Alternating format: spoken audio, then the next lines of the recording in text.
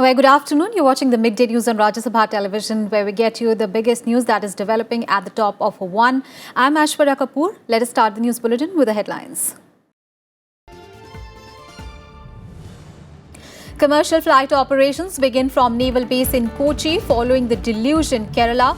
Train services being slowly normalized. State government keeping an eye on possible outbreak of communicable diseases.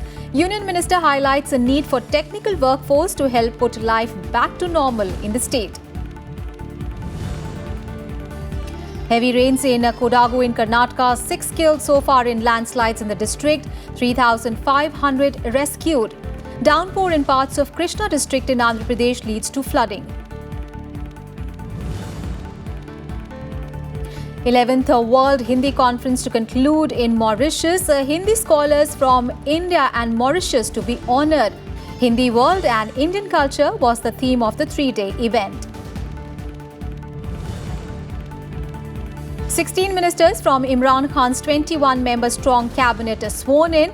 New cabinet mostly made of ministers in Pervez Musharraf regime. In first address to the nation, Khan says he will enter into talks with all neighbours to normalise ties and bring peace in Pakistan. And a shooting contingent bags a second medal at the Asian Games. Deepak Kumar bags silver in the men's 10 meters rifle event. India in commanding position in the third test against England to resume second innings at 124 for 2 today.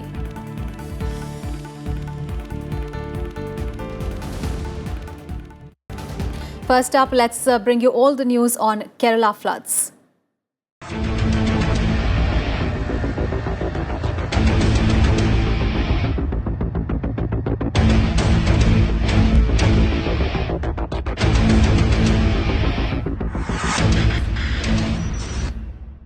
Commercial flight operations from the naval airport at Kochi commenced today, with the first Air India flight from Bengaluru arriving this morning. Small aircrafts are being operated from the naval airport as the Kochi International Airport has shut operations till 26th of August following flooding in the heavy rains. Meanwhile, train services between state capital and Ernakulam are also slowly being normalized. Today it is in fact a very historic day, and the airport is now again back into civil operations, and a substantial amount of work has been undertaken to ensure that the dispersal and all the facilities are available, so that all support is given for the aircraft to operate from here. And according to the Met Department, a fresh low-pressure area has formed over northwest Bay of Bengal yesterday. However, it will not have any significant impact over Kerala, where rainfall is likely to decrease further gradually during the next 5 days. Meanwhile, rehabilitation will be the next big focus of the state government. Now, today we have close to 1 million people in our relief camps. And these relief camps are being run very, very well. All the supplies are being provided by the district collectors. They are the coordinators. And things are working very well. I think the central government, all the central forces are there providing amazing service to Kerala, and NDRF, paramilitary forces, the Navy, the Army and the Air Force. Everybody is there. But let me tell you, the biggest heroes of this whole thing are the fishermen.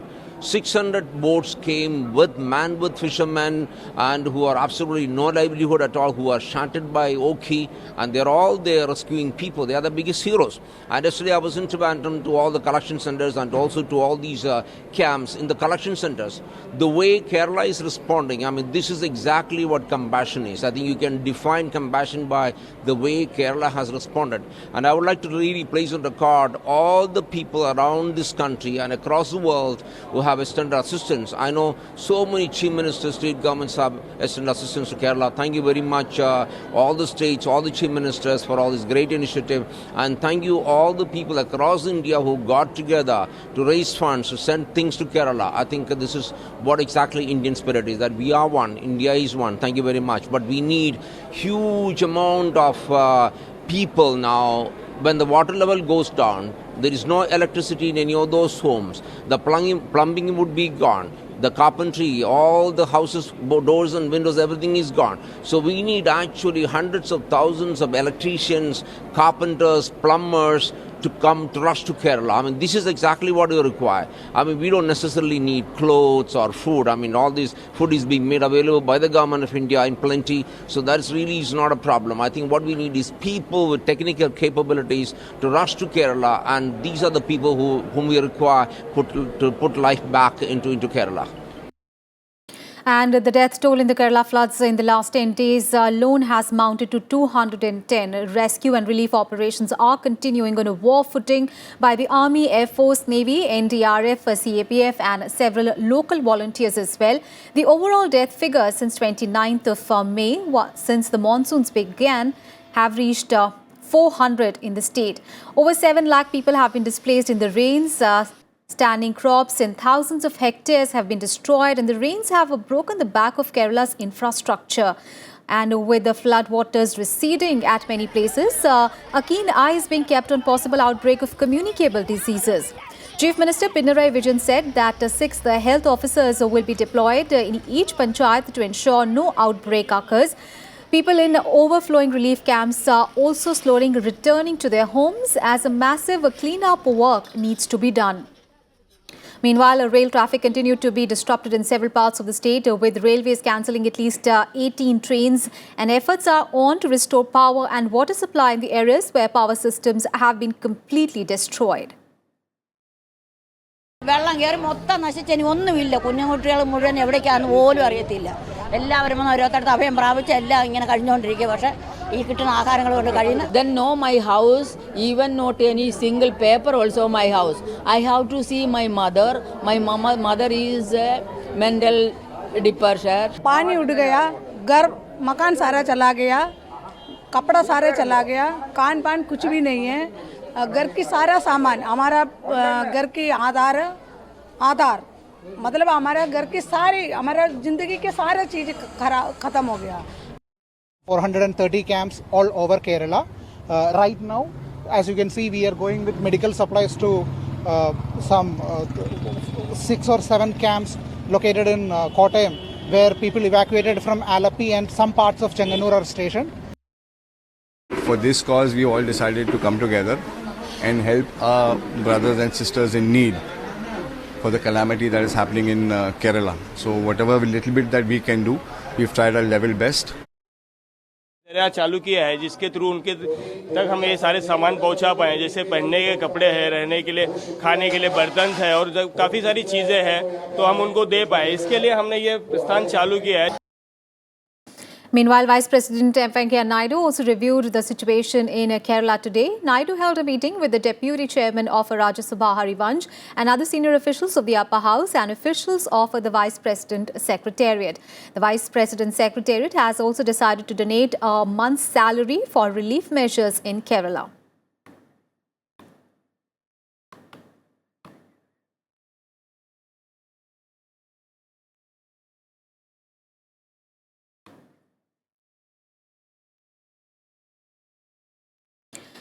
All right, let's get more details on this story. We have with us Mr. N.J. Nair, who is a senior journalist, joining us on the phone line. A very good afternoon, sir.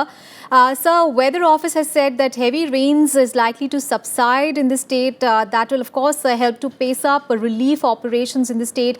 And, of course, this morning, Navy also activated its airstrips to accommodate small passenger aircrafts. But, relief teams are still running against time to ensure food and medicines reach people who are stranded in their homes. Tell us more. Ma'am, now the water is gradually receding. Rain has abated, and now the state has entered into a rehabilitation and reconstruction move. The number of people in relief camps are coming down, and moreover, medical facilities are being provided to everybody in relief camps. There is abundant food. People have come out in full to support those in the relief camps. And as of now the state is concentrating more on rehabilitating the people who have been housed in the relief camps. The Chief Minister of Kerala, Mr. Pinarayi Vijayan, has given a firm direction to all local governments to take the lead in conducting the reconstruction and rehabilitation operations. They have been given a clear protocol. As per that, they have been told to call on all houses, clean them, and then go ahead with the ensure that there is proper sufficient water supply, power supply, and after receiving that, those now presently residing in the relief camps will be allowed to go home, and even after that, the government will give a continued support to provide them medicines and other food and other facilities. He has also made it very clear that those in relief camps will not have to wait for getting their certificates. Students will get free textbooks and uniforms since all of that all those were damaged in the rain and the flood. So now the state is switching on to a rehabilitation and reconstruction mood, and that has almost set in. Thank God the rain has come down, the flood water is receding, and things are gradually limping back to normalcy with full government support and active involvement of the people of Kerala, which have faced the calamity with one mind in complete unity. Right. Aishwarya. Mr. Nair, also at the same time, when we're saying that, the flood waters are receding in many areas, there are other challenges, of course, that come with it. For example, the lack of clean drinking water and also diseases due to contamination of water. Epidemics are really breaking out in the state. So how is the state government really gearing up to face that challenge? Why? What you said is correct. There is a challenge of epidemic. Then drinking water has to be resumed and power supply has to be resumed. So the major problem is that most of the power meters in the inundated areas are still remaining submerged in water. So what they have to do is, once the water recedes, the power connection will be resumed. Right. And after that, the priority has been given for restarting the treatment plants of the Kerala Water Authority, which maintains the drinking water line across the state. Then, in order to contain a threat of epidemic outbreak, sufficient arrangements have been made that we have said that each panchayat presently has 6 health inspectors. The number of that will be increased. More people will be taken on contract and trusted to service to ensure that the health and hygiene facilities are improved, enhanced, and maintained to the maximum, so that the epidemic outbreak threat of an epidemic outbreak can be contained. Another most important thing is that local body members have been clearly told to take a lead in running the rehabilitation and reconstruction activities.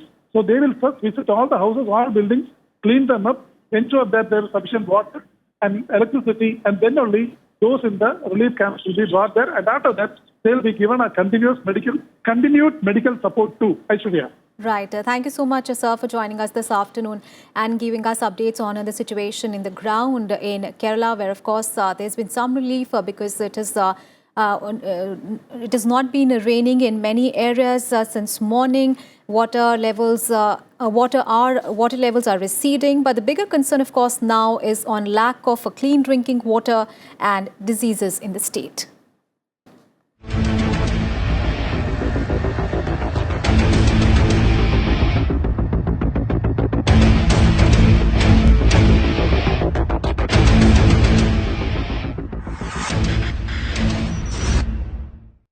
And news from Karnataka now, where several districts bordering Kerala continue to face the onslaught of incessant rainfall. Karnataka Chief Minister H.D. Kumaraswamy on Sunday conducted an aerial survey of the landslides and flood-affected areas in Karnataka's Kodagu district for the second day. He also inspected rain-affected areas in Somwar and adjacent areas. Kumaraswamy said that the situation was under control and that the army has reached flood-affected areas for the rescue operation. He also added that 200 NCC cadets and 948 Air Force personnel are also helping evacuate flood victims. Around 3,500 people are till now evacuated to safer areas. 6 people were killed and many were injured due to flood and landslides in Kodagu district during the past 24 hours. And earlier in the day, he held a high-level meeting in Bengaluru and discussed relief and rescue operations being taken up in districts affected by the torrential rainfall. Kumaraswamy on Saturday had earlier announced an ex gratia of 5 lakh rupees per family to those homeless after the recent floods. Meanwhile, President Ramnath Kovind and Prime Minister Narendra Modi also spoke to Karnataka Chief Minister H.D. Kumaraswamy over the phone. And in a tweet, Prime Minister Modi said that he has extended all possible support in the relief and rescue operations in the state. In midday news, time for a very short break. We'll be back with more news. Stay tuned.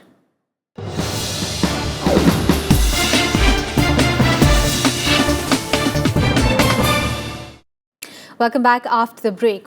Well, taking note of the 20th of July lynching incident in Rajasthan's Alwar district, the Supreme Court has asked the Rajasthan government to file its response about the action taken in the case.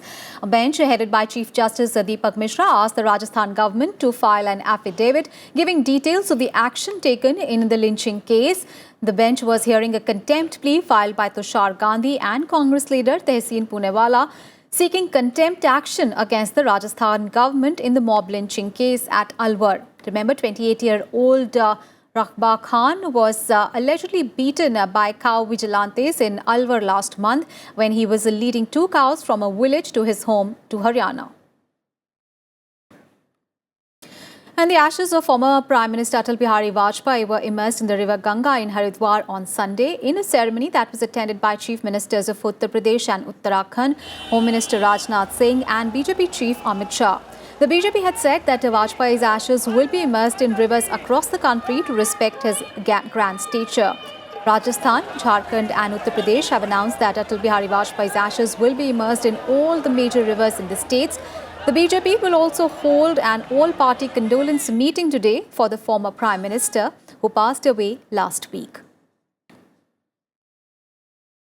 And tributes are pouring on the birth anniversary of former Prime Minister Rajiv Gandhi today. Former President Pranab Mukherjee, former Prime Minister Dr. Manmohan Singh, former Vice President Hamid Ansari, UPA Chairperson Sonia Gandhi and Congress President Rahul Gandhi paid tributes to the late Prime Minister at Veer Bhumi today. Former West Bengal Governor Gopal Krishna Gandhi will be presented the Rajiv Gandhi Sadbhavna Award for promoting communal harmony and peace. The party has also planned several events at Amethi Parliamentary Constituency, which former Prime Minister Rajiv Gandhi represented 4 times. And the 11th World Hindi Conference will conclude in Mauritius today. The second day of the conference saw extensive discussions on various subjects, including one on the role of cinema on the conservation of Indian culture. The event is being attended by over 1,900 representatives from 430 nations. A special Kavi Sammelan was also held in honor of late former Prime Minister Atal Bihari Vajpayee. The 3-day event was inaugurated by the Prime Minister of Mauritius, Praveen Kumar Jugnauth, in the presence of External Affairs Minister Sushma Swaraj. Our correspondent Arvind Kumar Singh spoke exclusively to the Indian High Commissioner to Mauritius, Abhay Thakur, who said that the event will provide an opportunity to understand deep interconnection between India and Mauritius. Mauritius की बात करें तो एक तरह से इसको छोटा भारत कहते हैं, काफ़ी बड़ी आबादी है यहाँ। आप यहाँ के उच्चायुक्त हैं, आपने बहुत नज़दीक से यहाँ चीज़ों को देखा है। किस तरह के संबंध है, जब आपने ख़ास तौर पर जब पीपल टू पीपल रिलेशन की बात कही, वो किस तरह के हैं और क्या है? देखिए, मॉरिशस और भारत के संबंधों का मुझे नहीं लगता कि विश्व में किन्हीं भी 2 देशों का कोई पैरेलल है, कोई उदाहरण है इस प्रकार के संबंधों का। इतने गहरे संबंध, जिसे मैं कहना चाहूँगा, चूँकि हम हिंद महासागर के मध्य में हैं, मॉरिशस स्थित है, तो हिंद महासागर जितने ही हमारे संबंध गहरे हैं, अथाह हैं। लोग भारत से इतना प्यार करते हैं, भारतीय संस्कृति से, भारतीय भाषाओं से। मुझे अगर मैं बताऊं, दिल से बड़े बड़े कई नेताओं से और कई सीनियर ऑफिसर्स से मेरी मुलाकात होती रहती है। तो एक बड़े गहन मित्र ने कहा कि जब हम ये कहते हैं कि मॉरिशस के साथ हमारे संबंध बहुत अच्छे हैं, तो कई बार वो सोचने लगते हैं, विचार करने लगते हैं कि हम तो आप ही हैं और आप हम ही हैं, तो हमारे संबंध की बात कहाँ शुरू होती है।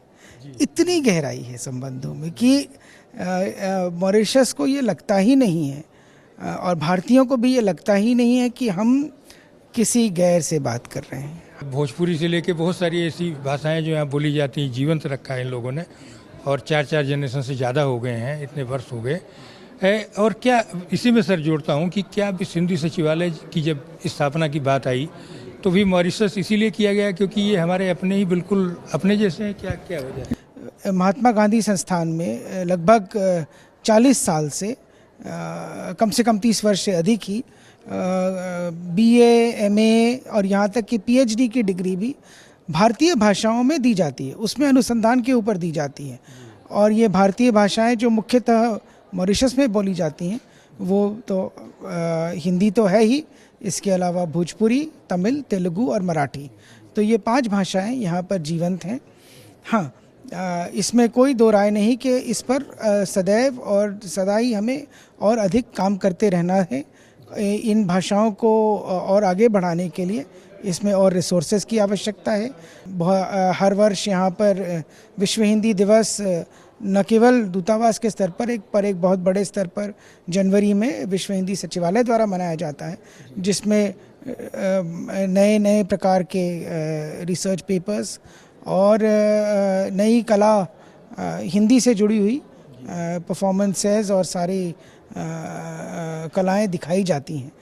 तो संस्कृति और भाषा एक साथ चलती है।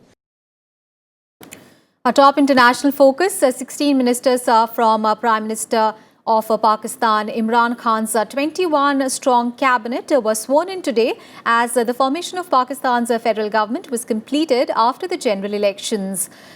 President Mahmood Hussain administered the oath to the 16 federal ministers, and newly sworn-in Prime Minister Khan was by his side. The new cabinet has 16 federal ministers and 5 advisors to the Prime Minister. Most of them previously held key posts in the Pervez Musharraf regime. Earlier, Khan in his first address to the nation promised wide-ranging reforms with a focus on safeguarding Pakistan's resources and their redistribution from the rich to the disadvantaged. He also said that he will enter talks with neighbors to normalize the ties and for peace in Pakistan. हमारी बड़ी बुरी आदत है और ये पड़ गई है आदत कि हम बाहर के मुल्कों से इमदाद और कर्ज़ों पे गुजारा करते रहे और हमें कोई बुरा नहीं लगता कि ये हम लोगों के पास ये पैसे मांगने कभी चले जाते हैं, कभी हमारे जो सरबराह होता है कभी किसी मुल्क से पैसा मांगता है, कभी कहीं कर्जे लेते हैं। अभी हम पता है जी IMF से अब हमने कर्जे लेने हैं। देखिए कोई मुल्क भी तरक्की ऐसे नहीं करता।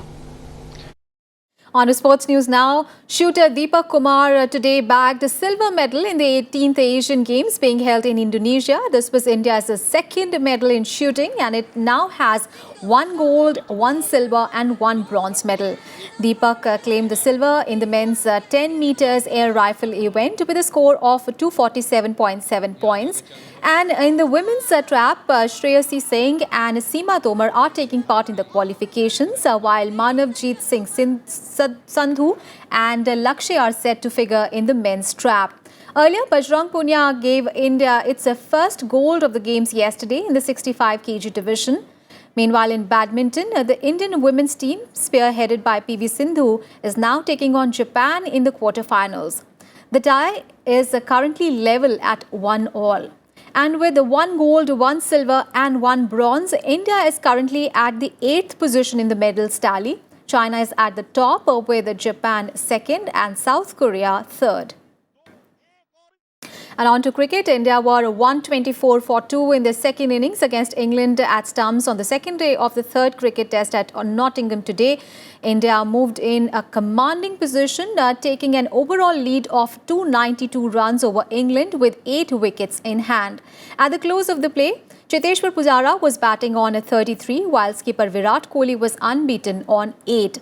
Earlier, in reply to India's first innings total of 329, England were all out for 161 as Hardik Pandya claimed 5 wickets.